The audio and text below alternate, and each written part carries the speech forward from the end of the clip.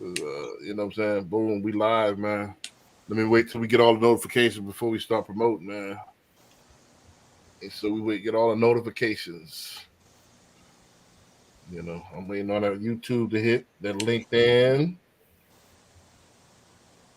All right, so YouTube just hit. LinkedIn just hit. All right, cool. All right, they go to notification. All right, peace to the family. All right, this is Brandon B. Dixon. Let me let my guests introduce themselves first, and then let's go ahead and then we're not gonna waste too much time this afternoon. We're gonna get right to it. Chris, you want to start off? All right. What's going on, everybody? CJ, the realtor, broker, owner of Greenwood Realty Group down here in Houston, Texas. If you're looking for some help with rentals, on sales, on leasing, on purchases, we got you. Check out my social media handles at CJ Sales Texas. That's CJSELLSTX. Follow me and let's collab. Check out the website, greenwoodrealtytx.com, if you want to see what is new on the market and currently available, or if you want more information on joining the team, check out the website. All right. Hold on a second. You got a couple more. Yeah. Check us out on YouTube, CJ the Realtor, where we're doing our Home Tours Luxe Edition, showing you some of the best and brightest of what Houston has to offer on the luxury side. And that's not just Houston, but surrounding areas. So check out the channel, like, subscribe, share, all that good stuff. And call or text me if you have any questions on real estate, 832-338-3182. And last but not least, of course, we give back. So the nonprofit, the Mansa Academy, check out the website, themansaacademy.org. We're looking for donations, whether it is financial or other types of support. We appreciate it all. All right, Hyman, I finally got you. Boom. Got them set up. But see, does the premiere with the double R, does that look right? That's right. Because it's all at the end of it, though. It's fine. Yeah, that's fine. This is Hyman Lemons with H&L Premier Realty, here to help you achieve your investment or home purchase needs. If you have any questions, feel free to reach out to me at 832-235-0985. Thank you. Gotcha.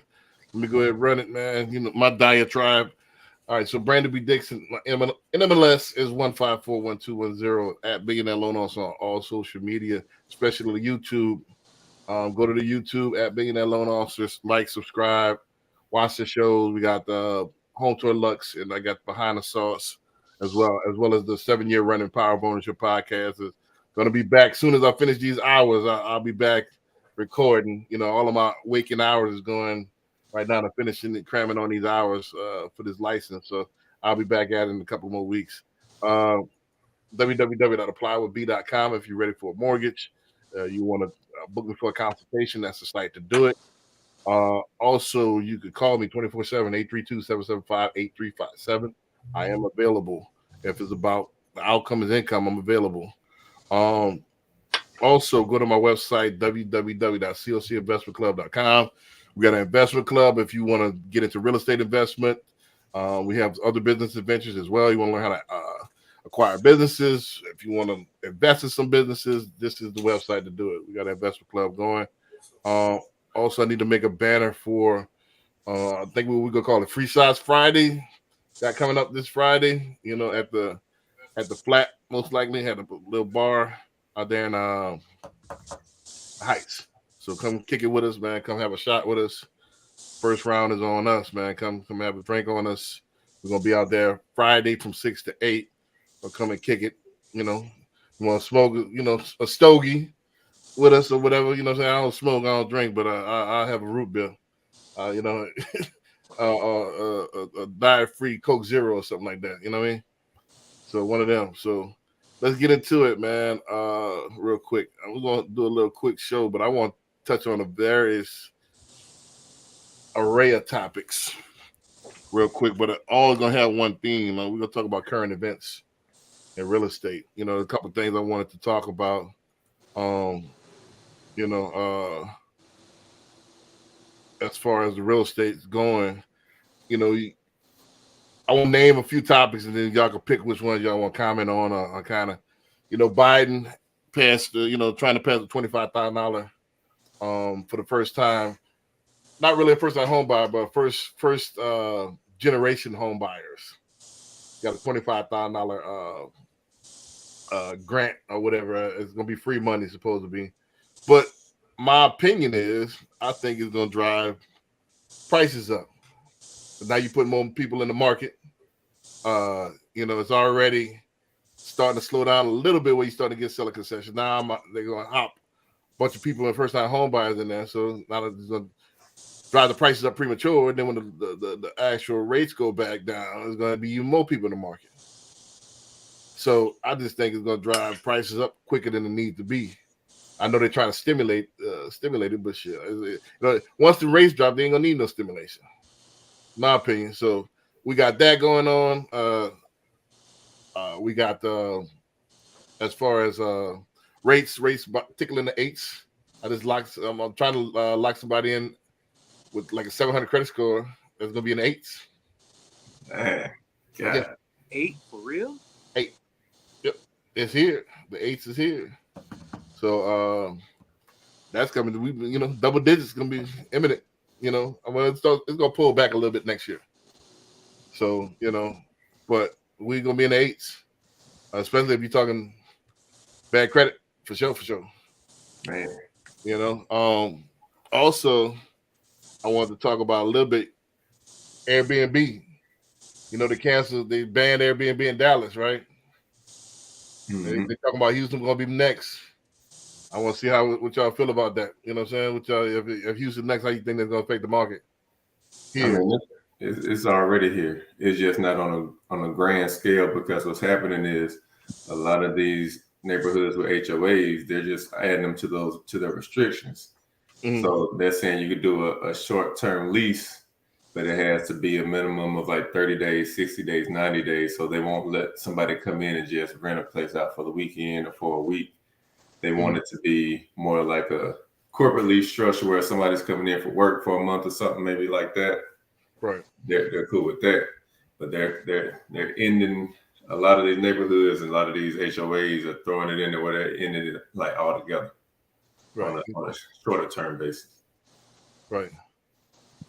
Man, all right. So, what makes the Airbnb popular here is only during when you're at the beach, major events around the stadiums, and those are not really participating in the HOAs. Other than a newer construction that might have an independently owned with the 3 stories, that's what you're speaking about as far as condemning the short-term rentals with them. But it's just too lucrative. Maybe they put a stipulation where you can't rent it out for maybe 5 or 10 years, or take that to 15. But the idea of telling me I can't Airbnb my home, no, it's not. I seriously doubt that. Well, I'm taking right now. Was a question in part 2, principles of real estate part 2. Deed restrictions. You could do nothing trumps deed restrictions. Then you can have that deed restriction coupled with zoning. They can zone you. You could be grandfathered in, but if they pass the rules, if you got these new people that are trying to hop into Airbnb and they put the deed restrictions in the zoning, how can you combat that? Well, our state is a non-zoning state, and our city is a non-zoning city outside of downtown. You can do kind of pretty much whatever you want to put there, as long as it's zoned for that one thing.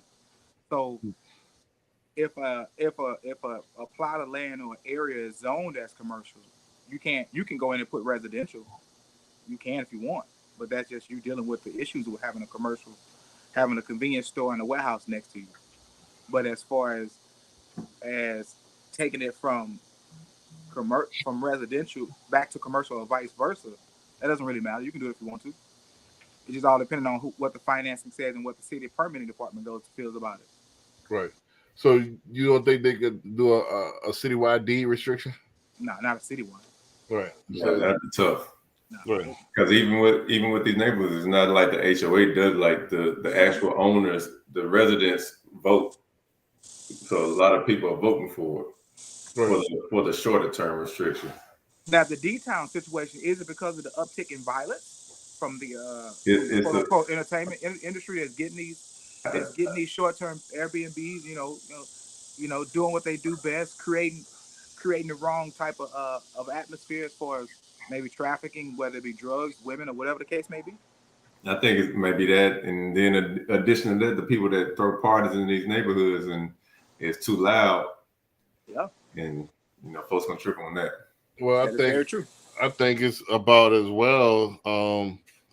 As far as the short-term rental is that you got more people clogging up. They're not enough for locals at that point. More people coming from everywhere else and buying up. These properties. True, non-residents.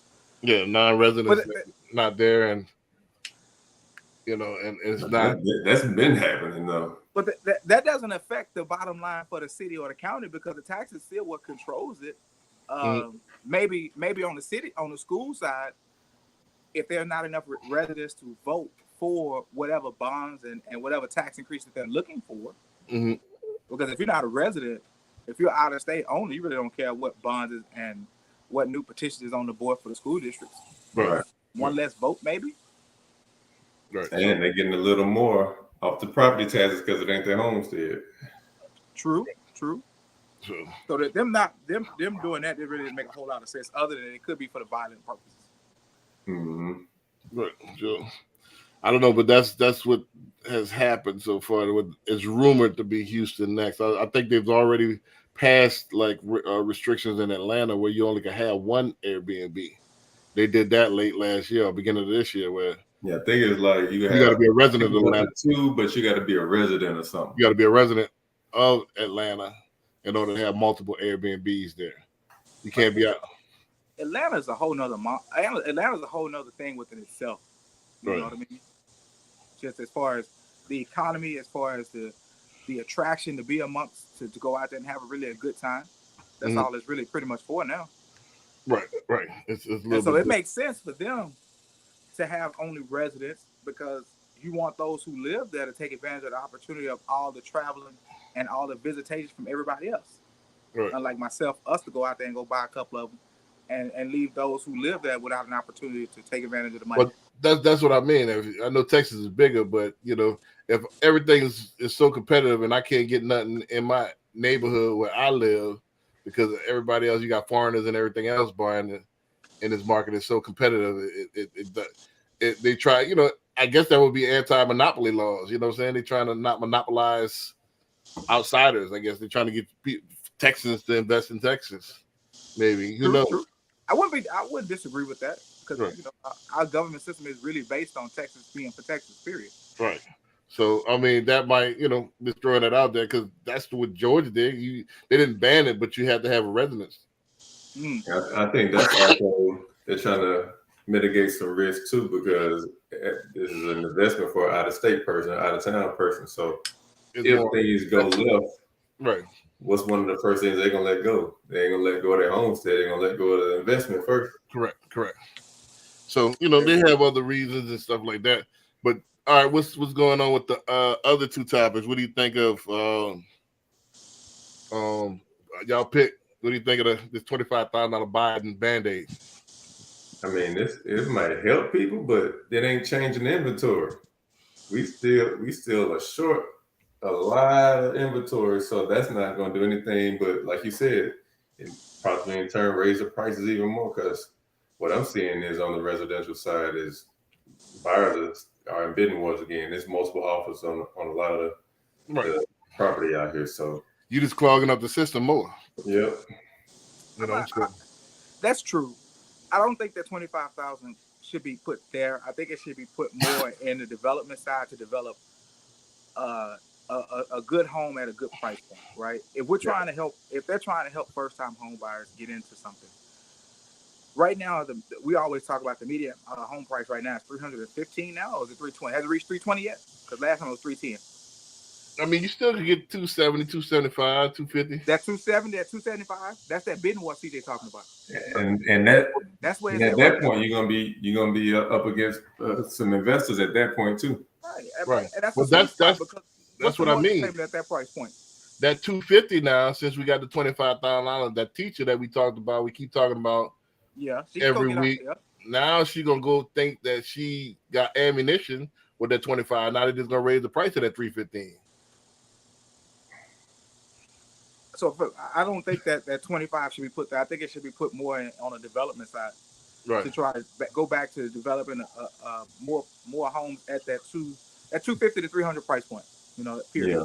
Yeah, I met with that'll be better suited there, so that teacher can go and purchase because they already got enough money. If a teacher was going to purchase, they got the first responders grants and all that good stuff to help them get in. Yeah. Right. Who is that $25,000 targeting? Well, targeting again,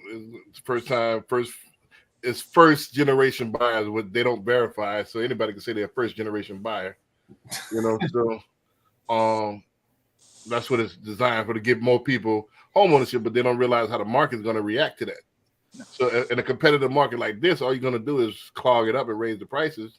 Yeah. Now, it might work in rural areas, but in Houston, unless everybody's going to raise the price up. They go, that $25,000, you're just going to pay more, for that same house. Yeah. It's not going to help anything. Now, it might give some chum for the Sharks that now it might give them incentive to, instead of sitting on their hands, to go ahead and get in the market, get in the game. And it's going to be interesting because they're giving that money at the same time. The Fed wants to slow down spending. So we got I think the Fed meeting tomorrow. I think. They raised today, right, B? I don't know when they raised today, but the rates are high. I looked at them today. Yeah, they said that. I don't think they had a report yet, but they said they're going to go up on rates again. Right. So it's like counterintuitive. Like they want to slow down spending. They throwing 25 racks at somebody. It's like that don't work. Nah, it doesn't. So, it really doesn't. Because right now that says at 25, that means at 3.5%, the down payment is what, 13 or 14,000? B. What at 200,000? At 320. At 320. Let me do the calculator, man. So I got my brain not functioning right now. So 320 is 0.035. Yeah, 11.2. So I guess that gets him in. Damn near no money down. Well, I don't think that's quite how it works. I think that 25,000 get reduced off of principal. Huh? I think it's $25,000 off of principal. I don't think it's like pure down payment assistance. Wow. Mm-hmm. So I guess is it safe to say you could take that 25 and couple it with the down payment assistance? Yeah. That may work. If that be the case, then it may not clog up the system. How you say that? It may not. Because all they're gonna do is with that 25, it won't affect the sales price or the bidding war situation. But at the end of the day, they still got to come with the 3.5. Well, the thing is, now you're gonna throw more people in the market, and then naturally people are gonna raise their prices. Yeah, I mean, you can go low on the principal. That's a lower monthly payment, so it'd be closer to people's budgets. Right, but my point is, all right, now you got people. It's already a scarcity. Yeah. At that lower level. Now I'm throwing more people in the mix. So what you gonna do? You're gonna raise the price. In hopes that, right? Maybe they're trying not to squeeze out the middle class. That's the only place I see that's really that's what Biden thinks he's doing. He's trying not to them get squeezed, but they get squeezed either way. Yeah, it never works. That the way the Dems try to do things, this never works. Man, I just spent over $50 in groceries and left out of there with 2 bags. Right. Like it's over with. Yeah, I mean, yeah, it used to be $100 get you everything at the top and the bottom. The middle. Right. What do you put the tilers? That's full, and you know what I mean. At the bottom full, and you got cases of water at the bottom. That's gold, man. So I mean, it's. I spent not even. I think this is the top part for where you put the tilers and maybe a couple of items at the bottom would be $100. You know what I'm saying? So, man, like I said, food expensive. Man, you got the $16 chicken sandwich. I mean, $18 salads with no meat. It's $18 salads with no meat. What salad? $18. We can look on Uber Eats right now. They got burgers that's $20 burgers. No, then by the time you pay the fees, the I thought that was charges, the fee. The delivery charge was included with that. Well, I don't know if you know, Uber Eats paid everything on that 20%. So you paying premium price. So they paid everything. You go to look at the real menu and then look at what you paying on Uber Eats is about 20%. Yeah, yep. Yeah, they throw a little bit on top of that. Yeah, so that free delivery now you paying for it. You know what I mean? Yeah. So you paying a premium price. So, but what's happening now is that the overall society is, we about to be cavemen. This is gonna be the cave. True. You ain't gotta leave the house. You work from the house. I still get collecting energy. You know what I'm saying? And it's shifting. What about, that's a good segue. What about these rates, man? What you think gonna happen with these rates? I know this is my area expertise, but I think it's gonna keep on rising, man. I think it's gonna peel back some because it's gonna be election year because they got to do something to make themselves look all right. I think you're gonna have a slight climb next year of people that's trying to hop in. And then I think it's gonna have one more decline. The bottom gonna fall out. Boom. And then 2025 is gonna peel back to like 4s and a 5, and everybody gonna go crazy. You think we're actually gonna get back to a 4 and a 5? You're a bad man, B. Yeah, we're gonna get Corey, you right on time. That's a good segue. I think in 2025. What's up, see? Okay, right. What's going on, fellas? But it's after the bottom fall out. It's after everybody eat, all the rich eat, and get their belly full. All the stocks crash, boom, boom, boom. Then they're gonna go back to 5s to stimulate it, and then the rich gonna just keep on getting richer. And the people that's chasing the tail, you're gonna be constantly chasing your tail. Because you falling right in the trap. You keep falling in the trap. Boom, boom, boom. You pull back when you're supposed to spin. You spin when you're supposed to pull back. You're constantly on the opposite end of where you're supposed to. Right now, you're supposed to be spinning. You see what I'm saying? People put too much thought and weight on the media because media will lead you to believe that now you should be scared. Yeah, Actually, now is the time to buy. Time to buy right now. Buy up on the stocks. I mean, one more. With stocks, you got one more bottom. Boom. You got when that bottom hit, snatch it up and then chill.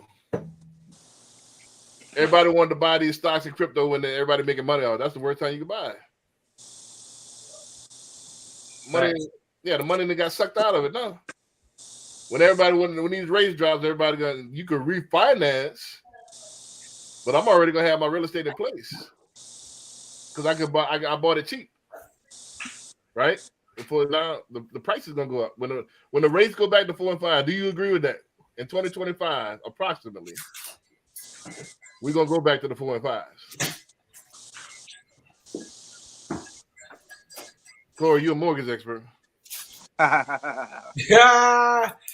What's the topic? Fill me in. What catch me up? We're talking current events. It was 3 topics. I got about 3 more I want to talk about. But the first round, we're talking about 3 different current event topics. We're talking about the $25,000 Biden Band-Aid that he tried to get the first generation home buyers.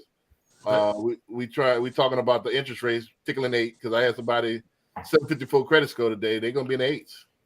Yeah, You know what I mean? When they want premium price, they want a little bit of credit back.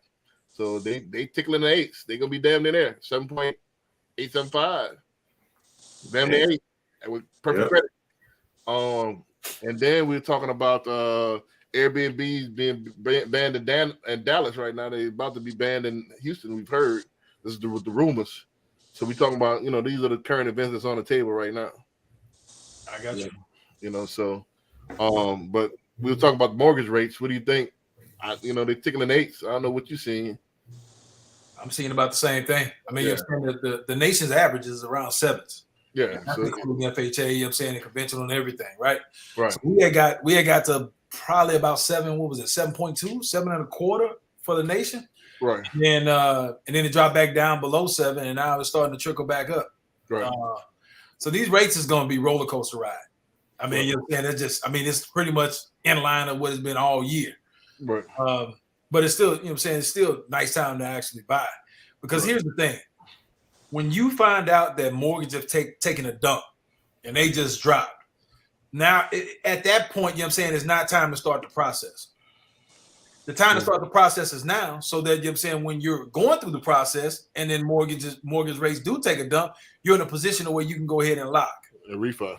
You ain't gotta worry about, you know what I'm saying, doing trying to get through the process, trying to hurry up and lock, because rates change day by day. Right. Well, my thing is you get the price now, you know what I mean? You locked in the price, you pay a little bit more in interest for that year or two, 18 months, and then you go ahead and refi, get that perm, you know, get that permanent rate. Again, marry the house, date the rate, you know, so, but people waiting for it to drop, but you're going to pay 25, 30% more on the price of the principal, because now it's a seller's market now. Everybody in the market, you're not gonna get no concessions. You're not, you know, everybody gonna try to get it's time for the sellers to eat at that point. So do you think people should look at ARMs instead right now? I wouldn't do. You could do temporary buy downs if you could get some seller concessions. That ain't happening. I look at ARM price, and ARM pricing ain't gonna get you much better. I mean, you might as well just go ahead and do the 7%. You know, get a good rate and do the 7%. Yeah, and then wait 18. I'm back on the buy down right now because the thing is that 18 months is not forever.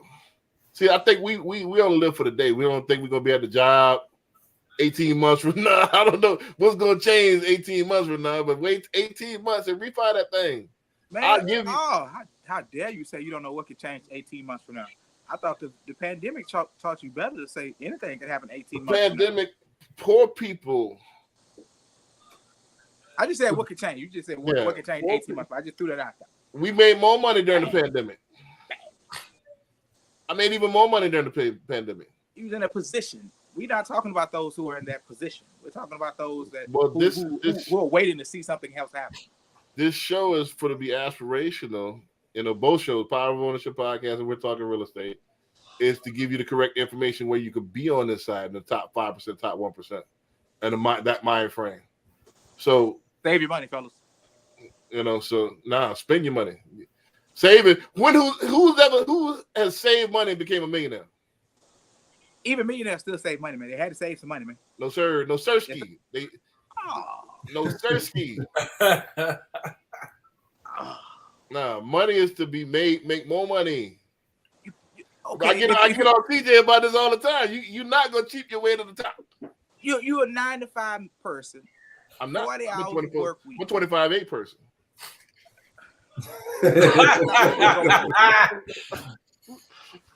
Stop moving the goalposts, man. Look, you gave him an alley-oop on that one. You let him right into that one. Right. You got to be 25/8. Switch your mind frame. Stop this 9 to 5. I don't disagree. I don't disagree being 25/8. You know what I'm saying? I don't disagree with that. But you also just said we're here to give them the right information so they can get to that point. Correct. If in order for them to get to that point, they got to understand how money works. In order for them to understand how money works, they got to have some. And if all they got right now is they 9 to 5, 40 hours, they got to learn how to put 10% up for a year. No. Then go put it in something, whether it be a side hustle or whatever the case may be, and accumulate from there. Don't you believe it? That's what my grandfather and them taught. That don't work. DJ, you ever heard of Richest Man in Babylon? Yeah. Tell them about it. I think what's the first principle? Shit, I don't remember. Now let me get an alternative. Don't give me the line. Hustle harder. I prefer the Godfather, man. Kevin Samuels say, if you, especially your 20s and your 30s, you need to be working 70, 80 hours a week, 60 minimum. So if you got a 9 to 5, you need to get 20 on something else. I don't disagree with that. Yeah, so but you go. Hold on. Can I finish? This is where you cloggy because you cut me off before I'm about to finish. So you take that extra bread and then you invest in something else. You don't just sit there and save it because the bank gonna be making money off of what you should be doing. So you need to have other investments where you could dump that in. Cryptocurrency. You need to learn how to day trade. You need to do something. You need to invest in real estate. You need to invest and get your Airbnb. You need to get something. You don't need a whole bunch of money to get you a fix and flip. Not a lot of bread. Think about it. You get you a CJ, your investment side, am I right? You get you one of them properties that you saying is gonna be $120,000. Oh, there he go. I mean, you think that's a lot of bread? That's unrealistic, Brett. It's not a lot. It's unrealistic. Let's map it out. Map it out, Joe. Let's start from the beginning, from the end first. Go ahead. On a $120,000 property, and you put $40,000 into it, what do you think the down payment is going to be? I want to see this $120,000 property. You and me both. Figure out where that is. Even in South Park, it's hard to find something 120. You go in the country, go Baytown, go what's the name of that? Hockley. You go Hockley. You go Porter. No more.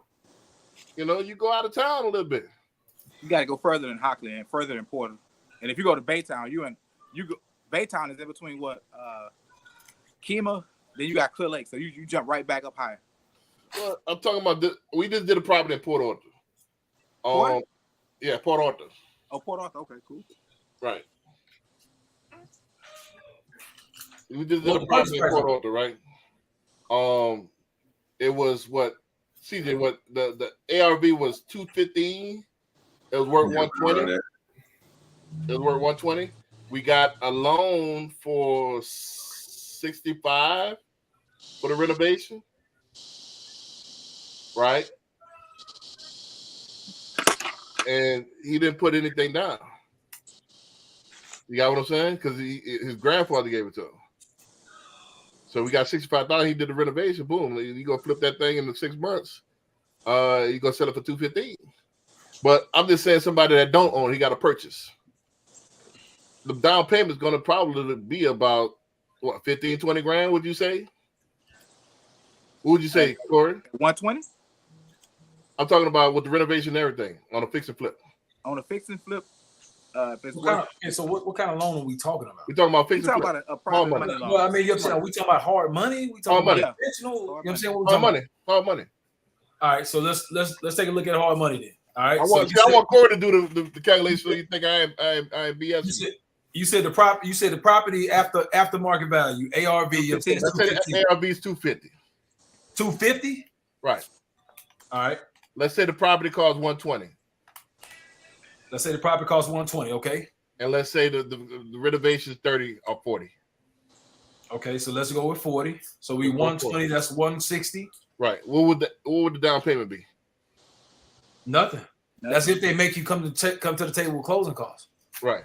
Private money gonna make you bring some money. They're gonna make you're gonna pay their fee. So let's say I want Corey to answer because I don't want y'all to think I'm BSing. What would you say the down payment would be? There's a down payment. If it goes by those numbers, there will be no down payment. How much you got to come up with? Whatever the closing cost is going to be. Maybe 7-8 grand. 7-8 grand. All right, cool. Stop right there. Yep. All right. If I work 20 hours a week extra on something, and I could make an extra $500 a week. In 4 months, I can save that 8 grand. Theoretically, right? I can stack that 8 grand, probably less than that. Can I? Got some deals. But if I'm working extra, if I'm already 40 hours and to take care, I'm able to sustain myself. And take care of my bills. Theoretically, not counting tax and all that stuff. Right. But I'm saying, is it realistic to say if I work an extra gig, I can get an extra $500 a week? Yeah. Even if I do Uber. Even if I do Uber 20, 30 hours a week.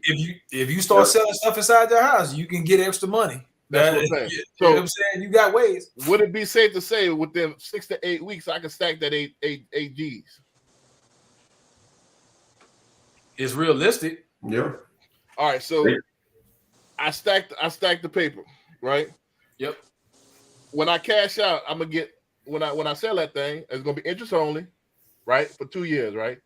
6 months. Huh? When you sell what? When you sell what? No. When I sell that property, that's ARV 250,000. Uh-huh. Right. So free and clear after I sell that thing, what I'm gonna be looking like profit wise? Let's say you all in 160. You probably He all in at 200. No, he not. He all in at. He no, all in at 120. 120 with 40. And then selling about it cheaper than 70. 90. 80.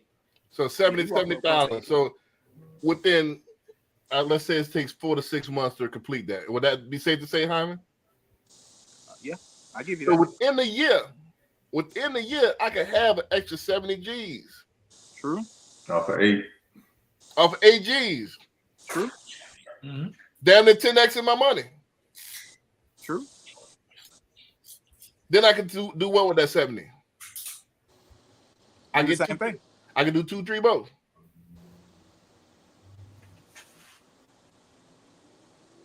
Am I missing something? Yeah, okay. So ideally, you know what I'm saying, in an ideal world, that sounds good. That sounds good. But the likelihood of finding a deal like that, what?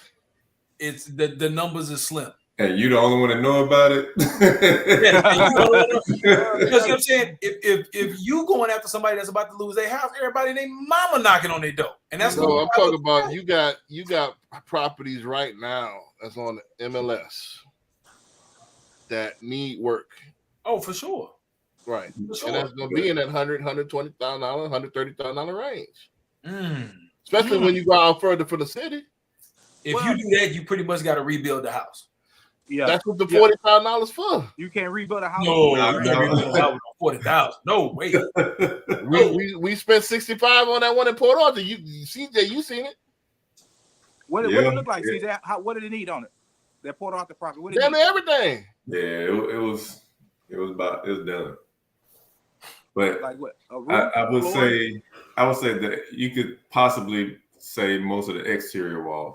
Okay. But inside, nah, not for real. Right. Oh, you This was re-sheetrock what, the 1,500 entire square thing. feet? You're putting a roof on it, right? I don't know about the roof. Oh. Yeah. Hold on, this is a project that's done, or this is a project that's getting ready to take off? This is a project that's about to be done. About to be taken off. It sounds like. Yeah, about to be taken off. What he did is got the the estimates and took his time, get the GCs and all that stuff, ain't come with nothing to the table. Bam. I mean, these are out there. I've done research on this. I sent CJ property, man. Look at this property right here, man. I get properties every day. So that's why I know y'all tripping. I got properties every day. Now they trashing inside, but you ain't gonna need to totally demolish the house. You probably putting 50 into it. You don't know the ARV on all of those either, though. Right, but that's the only thing that's the wild card. But I'm pretty sure That's a big wild card, bro.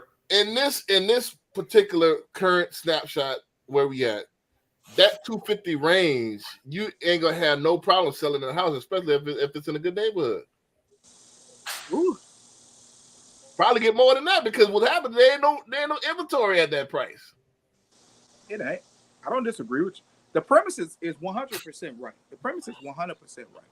That big variable is the rehab cost is the biggest variable. Right, but you got to take your time and shop and get the meat and potatoes. Material prices went up on everything right now. Right. So I was like, did it need a roof? Because putting roof on now is every bit of 10,000 when it used to be 7. Right. But you got to do your research and find out the right one. That's why getting with the team, with the right team, to actually, hey, this is a good one, this is a bad one, to know what's what. You go out there blind, you're gonna spend some money. But you get with the right team, all right, now you do this, and X, Y, Z. You go out there unblindfolded, you're gonna spend some money. Well, you're gonna spend some money regardless. You're gonna lose some money trying to do this thing on your own if you ain't got no experience. Oh, that's facts. You better get you somebody with some experience to do this with. Hold your hand on this, at least for the first couple of ones. But my point is that there's no excuses on people being broke in 2023 because you can make $1 million off your phone. If you struggling, that's what we talked about a couple of weeks ago. You've been bit by the average bug because you want to be broke. Because you could hustle up, especially you can hustle up. You can do Uber and get your 8 Gs. Stop going to clubs. Stop drinking. Stop smoking. You know what I'm saying? About that.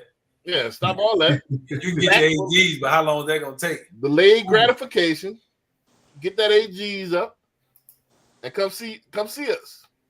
I got And that's why I wanted you to do the math, so they can't think I'm just making up numbers. you. Mm-hmm. This is obtainable, man. Real estate is real. But you got to get with the right team to facilitate that. You're gonna burn off some paper.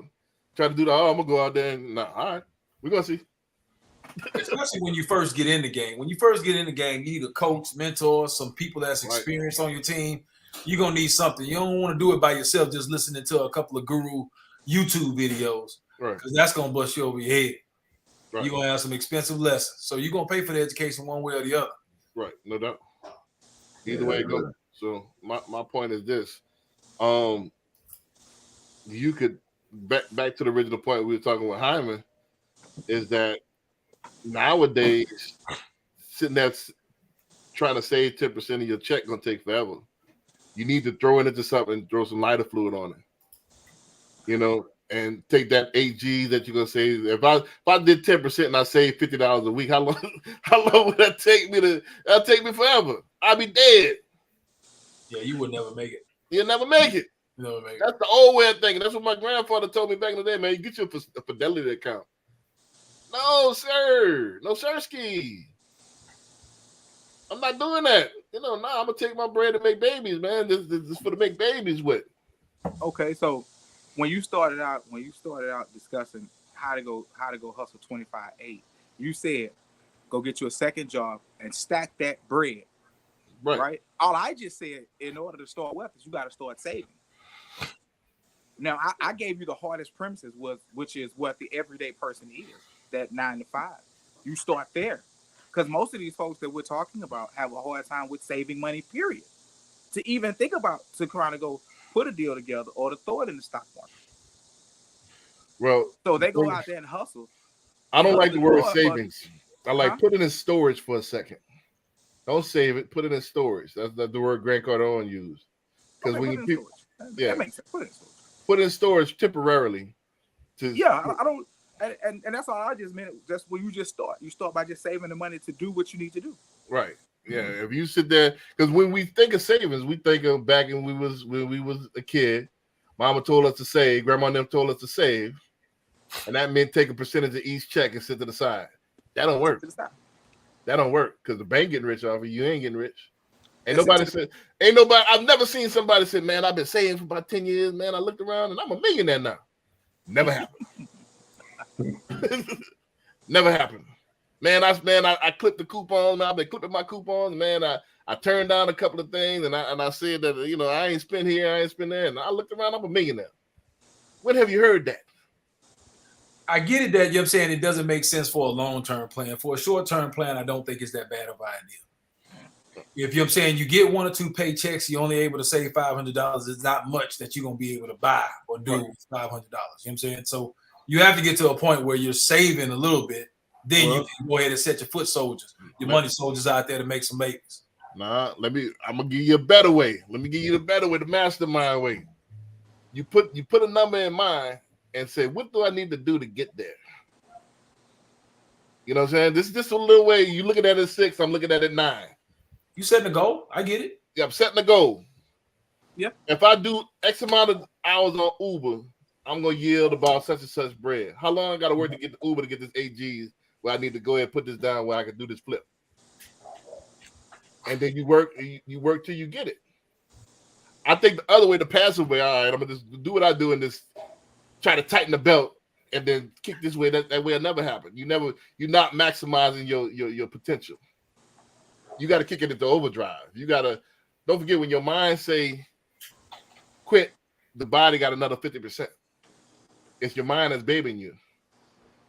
So you gotta go beyond yourself. Yeah, 40 hours and I sit there and watch Flintstones. Nah, you better put another job on it. You better put 40 hours in something else. 40 hours cutting lawns, 40 hours, teaching, cooking on Instagram, doing something.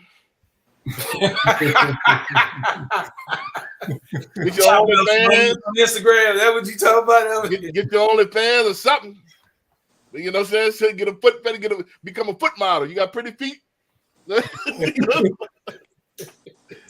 know what I'm saying? Do something.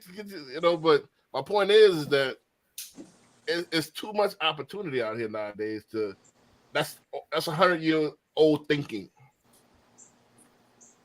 That's gone. Too many hustles out here. Better get in one. Get you a couple. I would say get you a couple of them, man. I got work for you.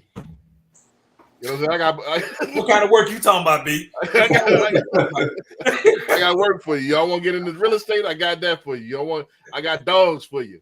I got, you know what I'm saying? I got all kind of. You want to get in this online game? I got work for you on online. I thought Bill was talking about pulling up on this and that or something. Hey, come on, man. You gotta be clear. Talking about you got that work. You gotta be clear around here. We are hiring right now at Greenwood Realty. Shit, you want to answer the phones? You want dial for dollars? I got that for you. You know, we got jobs for you. You know, so you want to get this? Holler at us, man. DM us. You want to make some money? There's no excuses, man. But this is the thing. I don't pay salaries. HOC, man, hustle on commission. That's what HOC said, but hustle on commission. Everybody hit me up want to do a salary. I don't do salaries. You gotta earn your keep around there. Hustle on commission, man. Get too comfortable with a salary. Yeah, I don't do salaries. Well, I got jobs, but you want to make some money? Yeah, you make the company money. We pay you. We pay you a percentage. We pay you some commission. Man, Hyman cracked open that heavy bud over there. Right. That's gonna be me on Friday, man. That's gonna be me on Friday. That full loco. You know, I don't drink, I don't smoke, I don't do none of that. So, yeah. So when we have this happy hour Friday, man, so you know, I might give me a Dr. Pepper. Do they allow you to smoke cigars there? Say it again.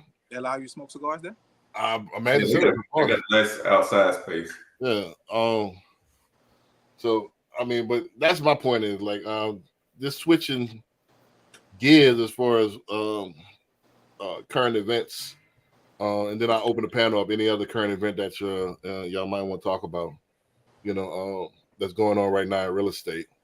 I'm seeing as well, more and more people are getting going away from the down payment assistance program. It's too expensive.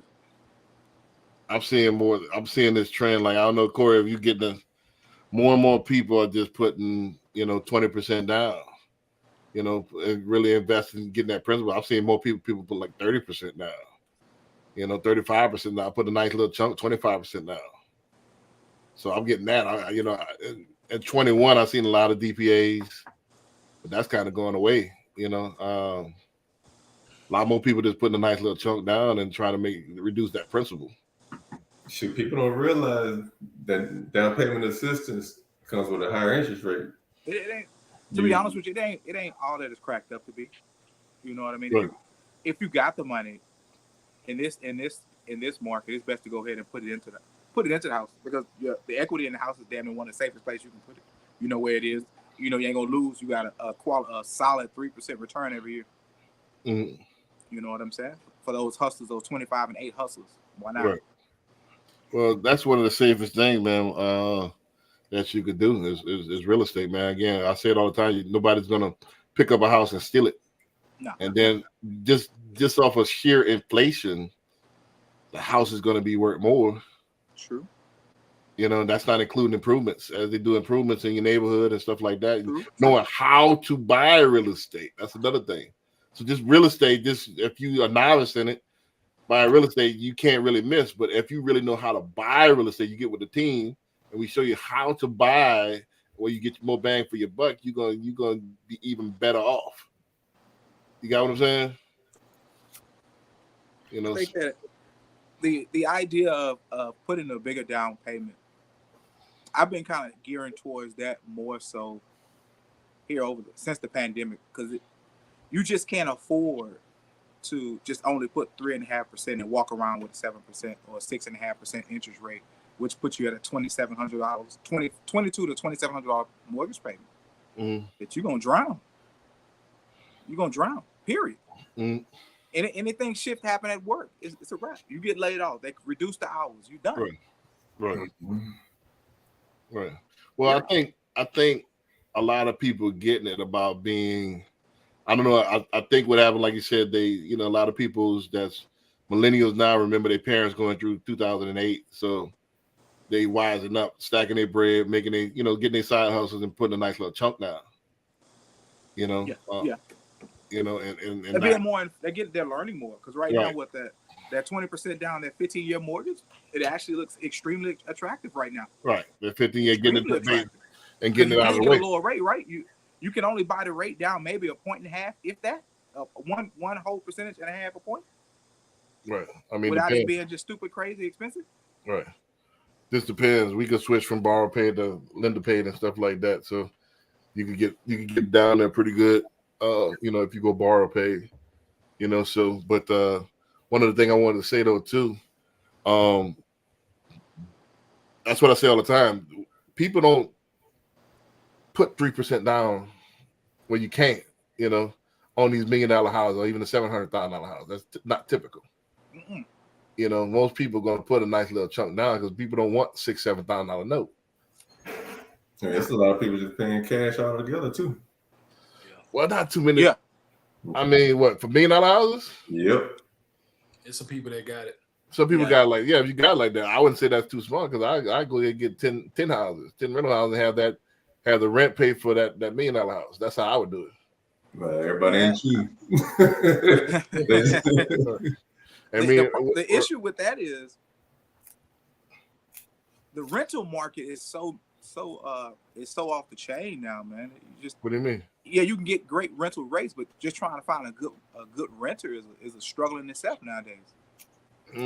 Just to find a good one that's gonna pay every month. Not a good one, yeah. That's just gonna pay every month, right? Right. Because at the end of the day, whatever's affecting the traditional home buyer, it's still affecting the renter, because the renter is badly making the money to pay the rent themselves. Yep. So you can't get into you're gonna charge a renter. A house is actually renting for $2,000. It's supposed to go for $2,000. You finna lease that thing for $17,000 just to keep a good renter in it that can truly afford it. So that makes that renter makes about $5,000. That's that. In 2 years ago, that's a home buyer, but now that's just a good renter making $5,000 a month. I feel you, but I have a different approach. I get that. You're coming from the lending side. Well, no, I mean, I was talking to CJ. One of the specialties that I want to specialize in is property management. And I would say it's on that property manager to actually do the research and get you and market that property and get you the top of the line renter in there. So it's all on who you have managing the property, or if you know what you're doing as far as managing it yourself. It's all about the investment that you're willing to make on the front end.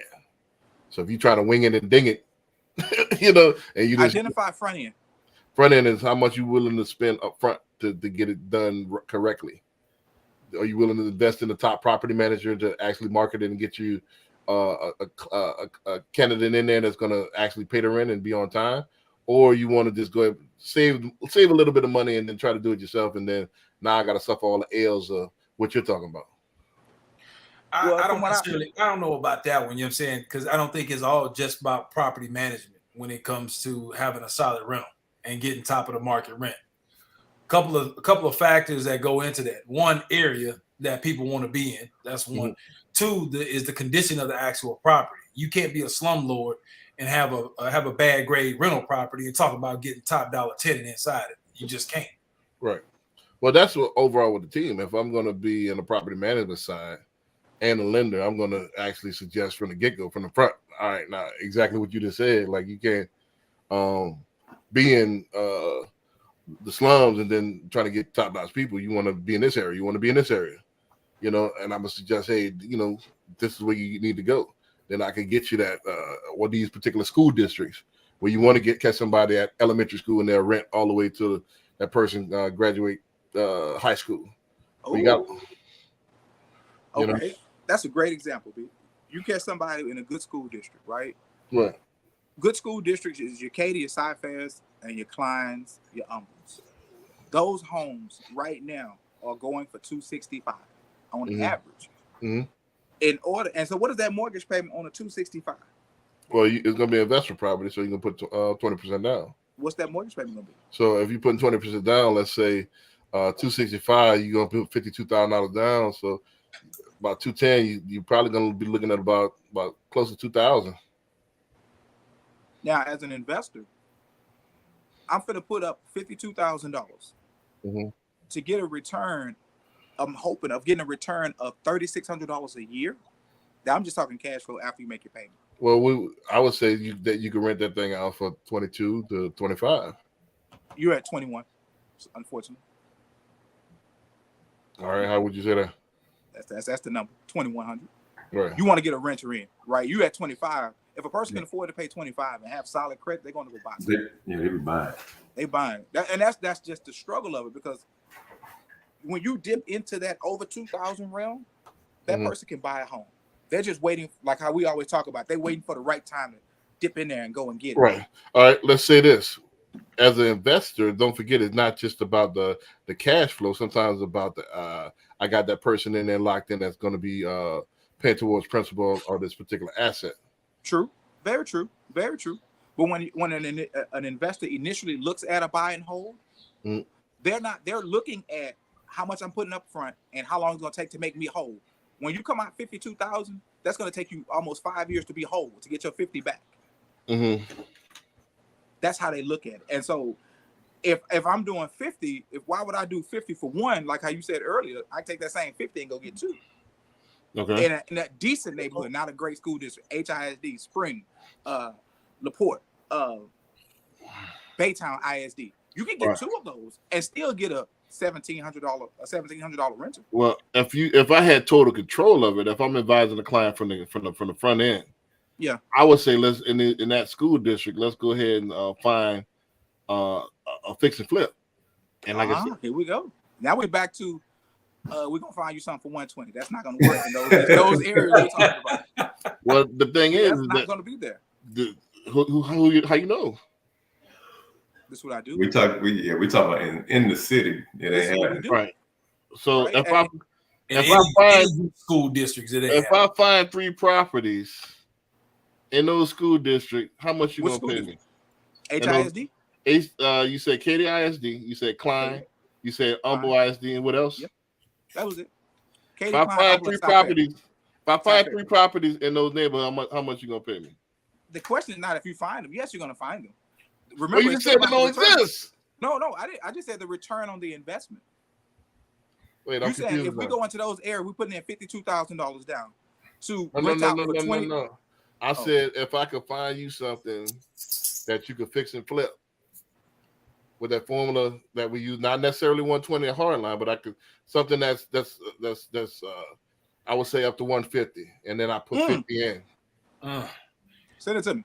You find you send that to me. We're gonna take in those school districts. We're gonna take care of you. We're gonna put you no down, question. Man. No. The question was, don't make you some money, big go.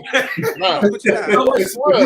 We buy it. Period. If I find you 3 properties in those neighborhoods, how much you paying me? We buying it. I give you 10 grand. 10 grand? Yeah. Now y'all heard it now, here folks. I give you 10. 10 grand if I find 3. Now when I'm gonna get paid up front? It depends. I give you a referral fee when it closes.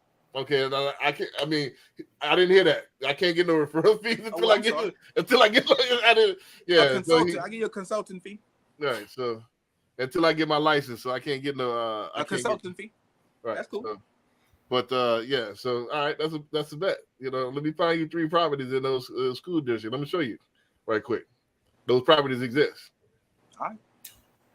I know what you're gonna argue. Oh, there ain't 50,000. How do you know that? Well, it's not 50,000. It's going to cost more than 50,000 to repair those. Okay, how do you know that? Did you put in those areas? It should be no more than 40, maybe 30.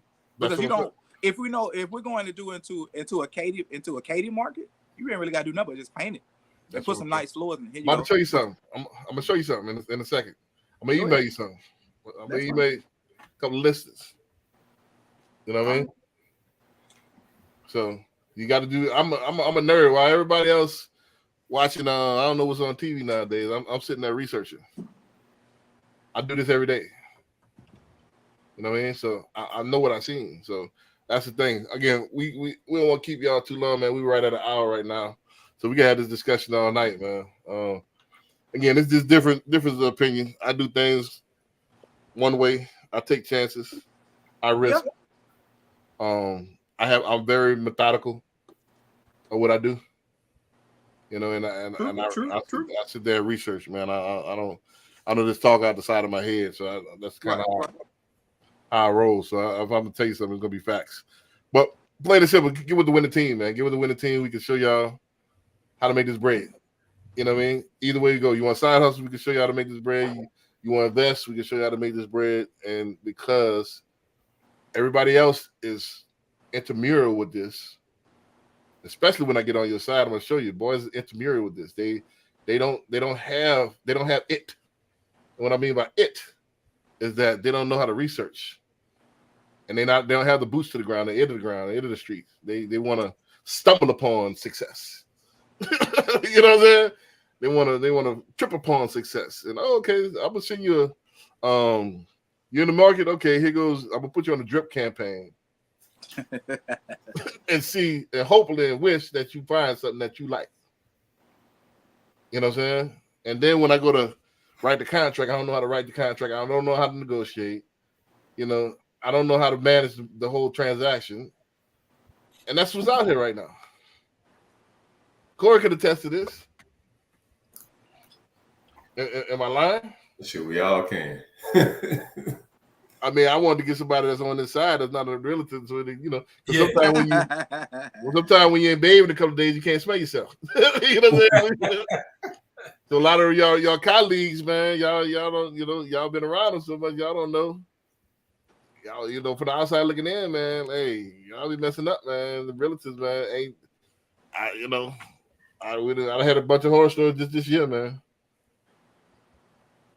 They just out here trying to make a dollar.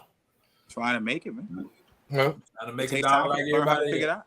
Man, but you got to take this thing serious, man. Especially when you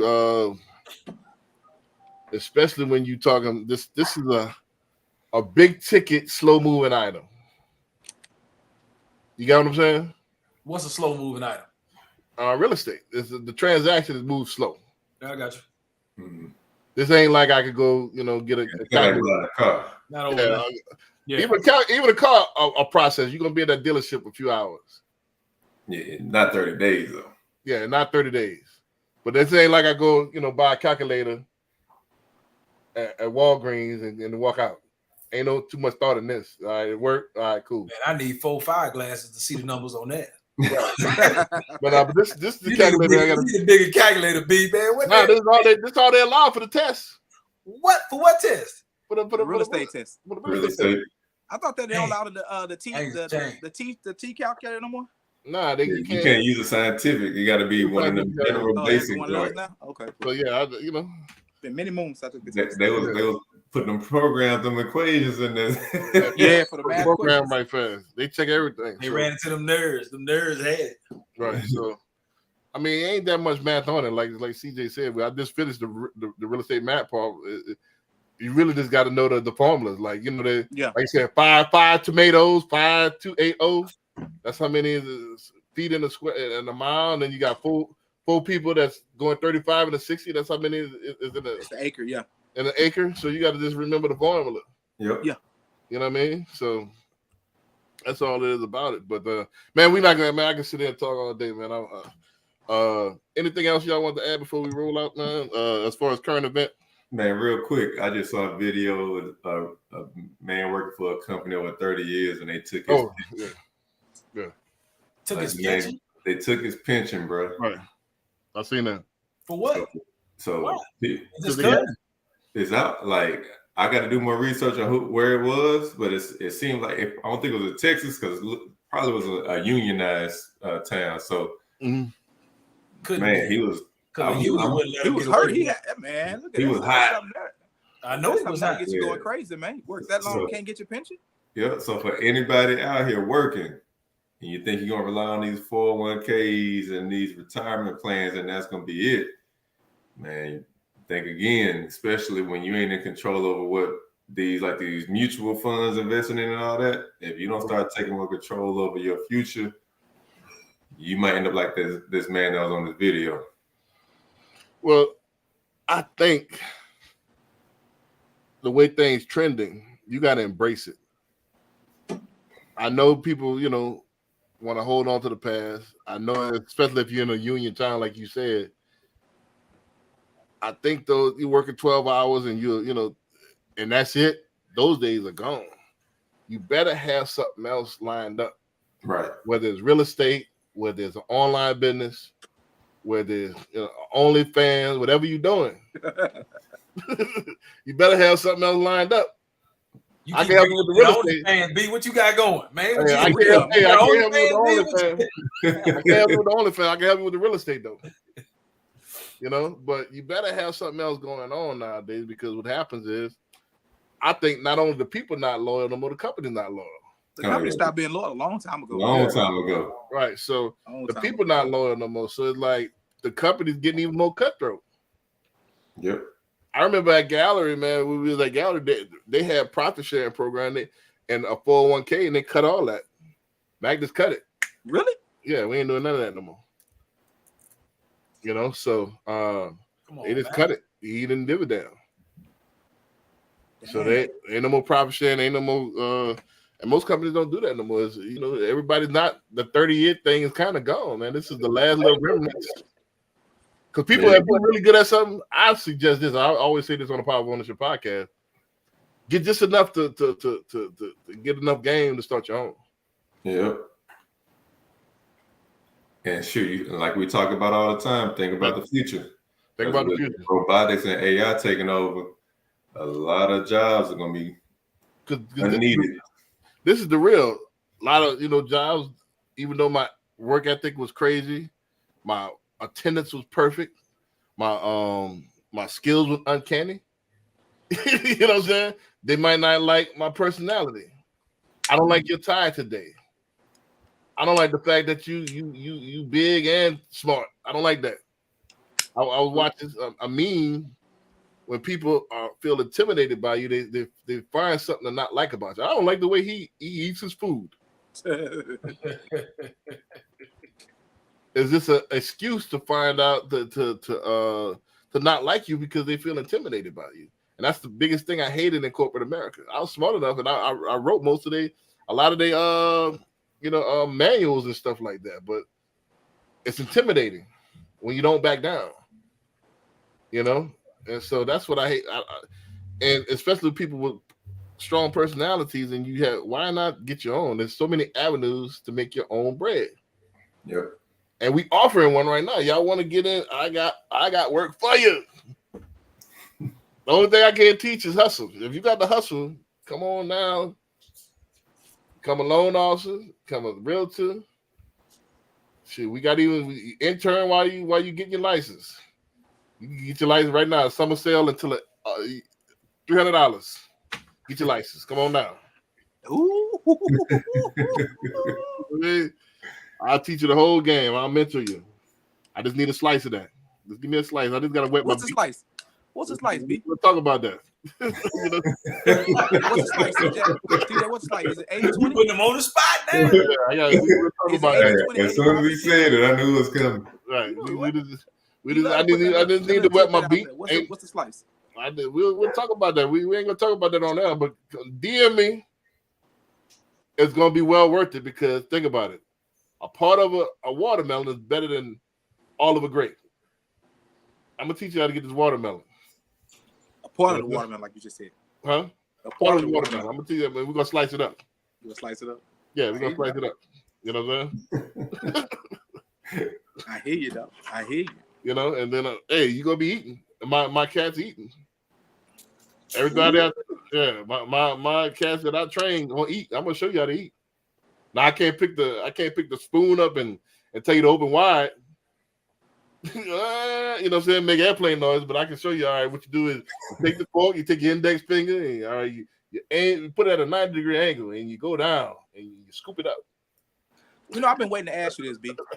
Since you enjoy the rap music, I know I enjoy the rap music every now and again. Right. You do too. You too, right, CJ? Yeah. Every now and again. What do you think about the rappers selling their music? Their what they call it? They master. Is it they master they're selling now? Right, Yeah. the masters like for the Royalties. royalties. Yeah, Now I mean, they just selling it. What do you think about Or that? the catalog. You talking about There the you go. catalog? Thank you. Catalog, See, yeah. they selling their catalog. What you think? I mean, it's up to you and your situation. Everybody's situation different. Do you agree with them selling their catalog? You can if your situation. If you don't know how to monetize it properly, you take that. If my expertise is real estate or whatever, and I don't know how to monetize the music business, I could take that value and then I could dump into real estate and I could relax a lot more. If you don't know how to make that money off of your catalog, yeah, you can go ahead and do it. But if you do know how to monetize your catalog, keep it in the family. So it just depends on that person. I think it depends too on if they cashing out to make a way bigger play than they would Right. have sitting on the catalog, then Right. that makes sense. Right, it makes But sense. if they just pulling it out, just To buy new bands, nah, no sirski. Nah, don't do that. Yeah. What about you, Corey? What? Do you believe they selling their catalog is the right thing? Yeah, I don't believe in selling a whole catalog. I do know some of them that selling a portion of their catalog, which I get. Because like CJ said, you know what I'm saying, if you selling it to go make a better play where you can get a higher rate of return, and obviously I'm assuming they have some kind of financial people behind them that's letting them know, hey, look, you getting this type of return, you can get a bigger return elsewhere if you move your money elsewhere. Right. But nobody really would want to sell a guaranteed check every single month. Right. So if you sell a portion, you know what I'm saying, 100% okay with that. But if you selling your whole catalog where you have no more royalties, no more publishing checks coming in, it just doesn't make sense to me. I don't think that's a smart financial move. Right. Unless you got a bigger play. I'm all about selling it. I mean, at the end of the day, the bigger play may cash out, may not. I don't know. The trick to the question is the music industry. The music industry is so fickle. Mm-hmm. So fickle. Once you've accumulated a catalog that's worth a couple of $100 million, mm-hmm. The return that you're going to get, that royalty check that you're going to get every month, I believe will never equate to that big lump sum over the next 10 years. How do you know? Because don't forget about inflation. Even with inflation, it's got to the inflation made it worth what it is now. Okay. You know what I'm saying? If they get a royalty check of say $6,000 a month, right? That's $72,000 a year. But yet they can sell the whole thing and get $100 million. Yeah, you take that. You move on. Just like in any business, you build a business, in most cases, to sell it and then go do something else. Well, it's pawn shop rules. If they're offering $100,000, it definitely worth $2, if not more. So people not gonna pay at the top of the funnel. True. That's very true. That's very true. But just speaking from the essence of all the songs that's been created mm-hmm. versus what they're worth now and what the potential worth could be from 2023 going to 3033. Well, I don't see that value increasing any more further than what it's done. We're veering off, but let me talk about. Let me drill down a little bit further as far as what I'm talking about. If you know how to monetize, let's say I own Beat It, and I can re-release Beat It on a gold album with zippers on it, with the jacket with zippers, and you get the song exclusively. And I know how to keep rehashing the same thing, like Steve Jobs do with the iPhone. I keep rehashing it. Then it'll be worth more than $100 million. But if I don't know how to monetize this, I'm just sitting on a song and just letting it be there and just collecting royalties. Then selling samples of your song. That's true. Well, I'm talking about song, I can re-release, like I give you example, like Raekwon re-released the Purple Tape, but what he did was add a big tape, big tape with the sneakers and with the vinyl, and so he rehashed it all over the 25-year anniversary, so. Okay, that's a good point. I think that's a good point. Let me ask you something.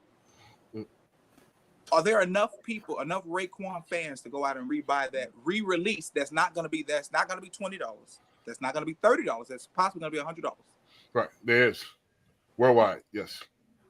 But then he got to wait. But then he has to wait another 25 years to do it again. They just had an article. I just read this before I got on air. Yeah. That it was two or three new popular rappers. I think it was NBA YoungBoy, somebody else. Just cancel the rest of their date, and Wu-Tang and Nas is selling out. So the old school rappers that you know are selling out, they can't, you know, they're selling out state to state, and the newer rappers are canceling their tours because they can't sell out. Nah, they can't sell it. Their music don't last. It doesn't Right.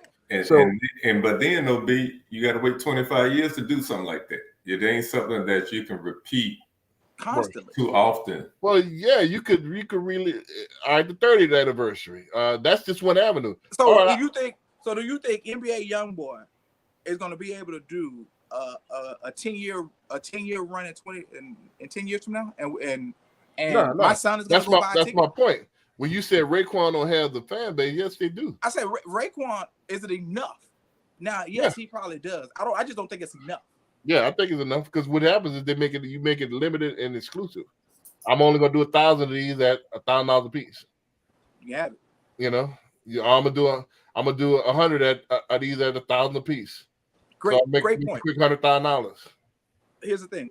That re-release of that song, if I'm an old head Raekwon fan, I'm gonna go look for it on YouTube and just listen to it all day long for that No. for that 35 cents that he's gonna make for me listening to it. No, if you're a real fan, I will buy that just to have the memorabilia. Did you buy it, B? I couldn't get it. So now you're oh, that's a tough one, B. That's a tough I one. couldn't get it. If I could get my hands on it, yeah, I would buy it. Hey, But you're buying from a perspective of a true fan, I am a true fan. right? I'm not a fan. yeah, of that's what Raekwon. Juvenile need to do right now since he did that Tiny Desk. Yeah, he can monetize on and re-release the whole 400 Degrees album and go and somebody will buy it. Yep. Right. I wouldn't buy it because I just Right, but I'm a true fan. I'm I'm a true, say what? I'm a true Wu-Tang fan. You know what I'm saying? Yeah, I know. Yeah. So, but I'll buy it. In fact, I was gonna do a Wu-Tang room in my house. You know what I'm saying? That's a little extra. right. A whole room. Wu-Tang table. Come on, B. A whole room. I'm gonna do a whole room. Wu-Tang Killer Bees. They nice, but dang, I don't know about the whole. They shaped my whole teenage years, my 20 years. They ain't better than Goody Mob. I think I made my daughter to a Wu-Tang song. CJ said he ain't better than Goody Mob. You know what I'm saying? So I'm a Wu-Tang fan, man. Killer Bees. I mean, when something part of you, you know, it ain't money ain't no object. True. That is very true. That is very true. Yeah, money ain't no I got object. another one for you, B. What's that? How are you going to teach your agents how to spot and take advantage of an opportunity? As far as what aspect? Let's open your brain up. What type of opportunity? You like to talk about, if it's about making money, call me. Right. Everything that you talk about, I think 30% of it is real estate. Okay. 30% is the Frenchie, and then 30% is the book and motivate. You spotted an opportunity. How are you going to teach agents how to spot opportunity? As far as real estate or just opportunity? Period. Just period. I can tell you right now, I'm at a point in my career that I've learned how to see an opportunity, whether it has to do with my field or not. But I do take the principles of my field. I don't think so. I don't think you've seen that opportunity. I showed you about the Frenchies. Not into Okay. dogs. I don't see that as an opportunity for me because of the time I have to put into dogs. I own a dog. Right. So for me, I see it as me trying to raise another one of the dogs I have. Right. So you don't know how to spot opportunity. But that's an opportunity, true. I never did say it wasn't, but I said it's for me. Right. It's simple. If the outcome, I said, how you gonna teach them how to spot one? all right, I'm about to tell you. I like to do my little limericks. Should I say? If the outcome, yeah, you remember that in school, limericks? Nah. Yeah, but here go the nerd in me. But Google it. You know what I'm saying? But if the outcome is income, I'm with it. That's true. But at the end of the day, like I said, where I'm at in my career, anytime I talk to anyone, I'm always listening. Is there an opportunity that I can take advantage of? Yeah, if the outcome is income, I'm with it. If it makes money, then it makes sense. If it makes dollars, it makes sense. I'm gonna vet it, to make sure it makes dollars. If it don't make dollars, it don't make sense. Mm-hmm. How you gonna teach them how to do that? If it makes dollars, it makes sense. Show me how it makes dollars pragmatically. I'm a pragmatist. Show me. I makes dollars, and if I'm winning, now it has to fit into my wheelhouse as well. Like I could crypto. I can rock with crypto. I can rock with stocks. I can rock with that. That's as long as it's in my wheelhouse. Now, if you tell me, all right, man, cutting lawns make money, which I know my grandfather did that. Do I have to cut the lawns? Yeah. All right. Well, no, I'm out. I don't have the time. That was a good example. You ever heard of lawn starter?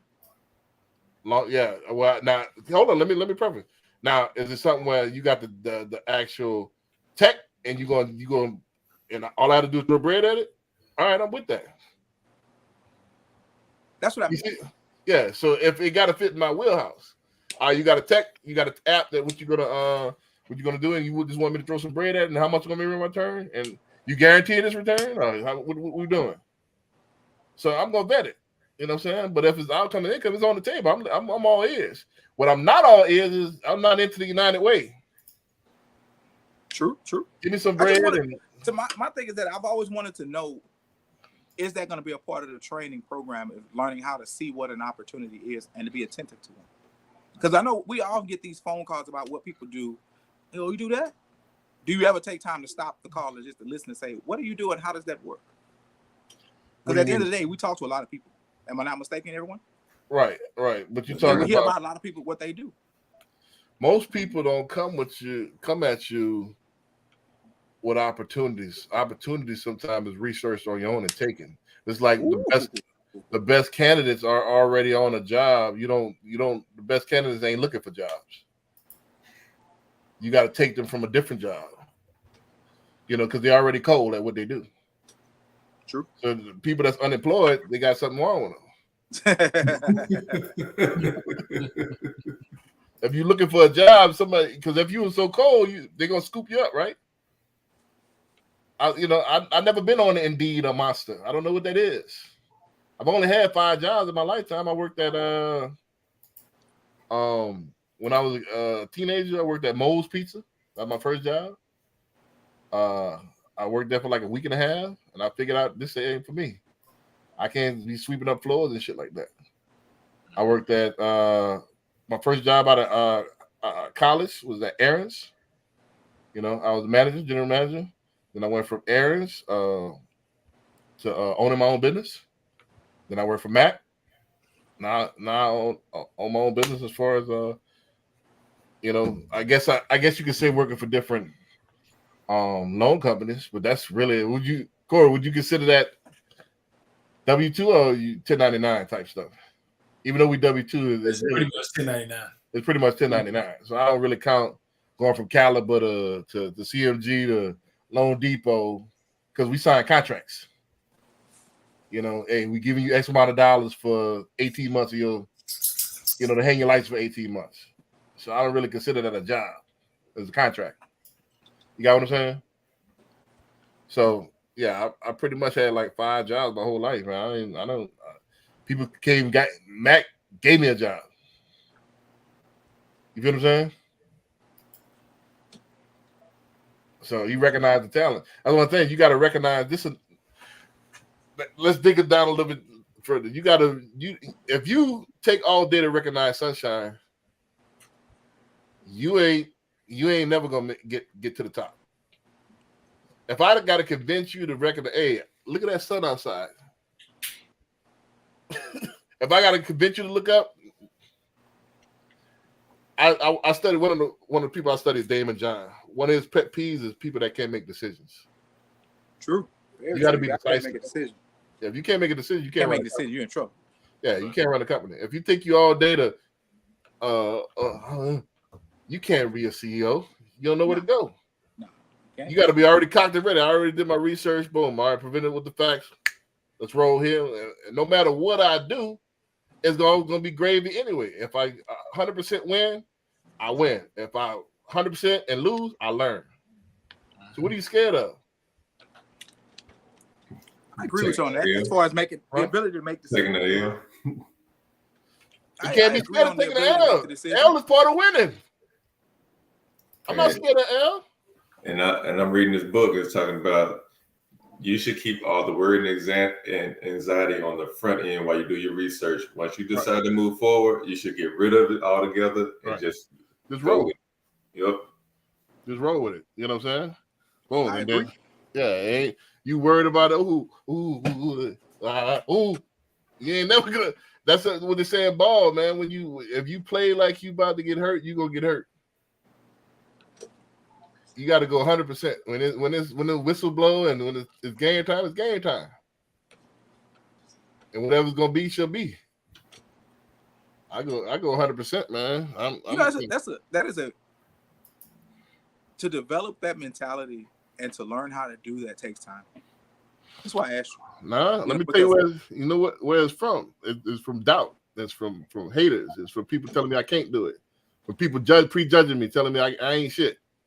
All right, I'm gonna show you. So the fear go away when you told all your life you judge, are you a big dude, you lazy. You know what I'm saying? You ain't got it. People tell you no before they even start talking. True. You get sick of that shit. You see what I'm saying? Sick of that shit. You get sick of that shit. I mean, if you still pussyfooting around, you don't want it. You got to go take this shit. Because nobody gonna give you, and they don't want you to have it either when you get it. This not Marvel. This not Marvel. This is not the funsies out there. This is play for keepsies. You see what I'm saying? When you and especially for a man, if them lights get cut off, they get cut off. And that toilet paper out, it's out. You're gonna have to, get one of these sticky pads and do your thing. Wrestle that thing up. You feel what I'm saying? This ain't play out here. That's what they say. Get comfortable being uncomfortable. Right, man. Most definitely. I don't get the ego. People would rather starve. Again, we talk about this. I talk about this all the time on the podcast. People that white men can't jump. When Woody Harrelson told the Wesley Snipes, you rather look good and miss the shot than look ugly and make it right. I don't mind looking ugly. Hold on for a second. Let me mute myself. Y'all go ahead right quick. Hold on. I gotta. If it's taking calls in the middle of the podcast. Take the call, B. Put that thing on. Let's hear you work. Let's hear you go to work. You know what I'm saying? Let's hear them skills go to work. See if he close that deal. Let's see if he's ABC. Right. So ABC. But yeah, man, like I said, man, you get tired of that stuff with people. I play with a Tom Brady chip on my shoulder. I never was the first round draft pick. You know what I'm saying? People look at you and prejudge all this. Nah. Want you to do a little dance. Little soft shoe. And they'll respect it. But I sit there and talk, I tickle it, but yeah, no, man. Yeah. yeah. You know? You know what I'm saying? So yeah, you got, man. I'm playing. I play. I'm gonna play till I'm 42 till they put me in the ground, man. I get told no a lot. You get immune to it. Yeah, you have to. But you don't. I don't get used to it. Especially in sales. Right. You have to. This is the difference. I get immune to it, but I'm not used to it. I'm not gonna ever accept it. I'm gonna keep going. The Green Eggs and Ham. That's why Green Eggs and Ham is the best sales book ever. You feel what I'm saying? You ever read Green Eggs and Ham, but Dr. Seuss? Back when I was like 4 or 5. Right. Read it again and read Green Eggs and Ham again and see why that's the greatest sales book ever and the greatest philosophy of life. That boy ain't take no for an answer. You know what I'm saying? He closed. Yeah, he gonna close the deal because the thing is, if you don't, who will? Because boys, don't forget, boys don't want you to have it. Ain't nobody gonna give you something. We ain't females. Ain't nobody just gonna take care of me the rest of my life. No. You see what I'm saying? No. I'm not a hot blonde. I'm not. You know, I don't get those privileges. I'm big and ugly. Ain't nobody take care of me. Boy, I'm big and ugly, huh? I'm big and ugly. Heart throb never. Black and ugly as ever. Gucci down to the socks. However, You know what I'm saying? I stay studied down. Just let me show you the library. All of that. I stay researching down to my eyes swollen. You know what I mean? Research to your eyes will be. I got to, man. I got to stay one step ahead. These boys, man, this ain't play out here, man. This is while y'all sleep, I'm up 12, 1 o'clock in the morning. I'm literally fall asleep at the desk like this sometimes. For real. You think, man, ain't nothing given out here. Nothing. You got to go take this thing. I get it. The hustle is real. Hustle is real, man. Well, with that being said, man, let me go take care of The this hustler's business. prayer. You know what I'm saying? So y'all tune in next week, man. Peace. We gave y'all an hour and a half show, man. Hour and a half.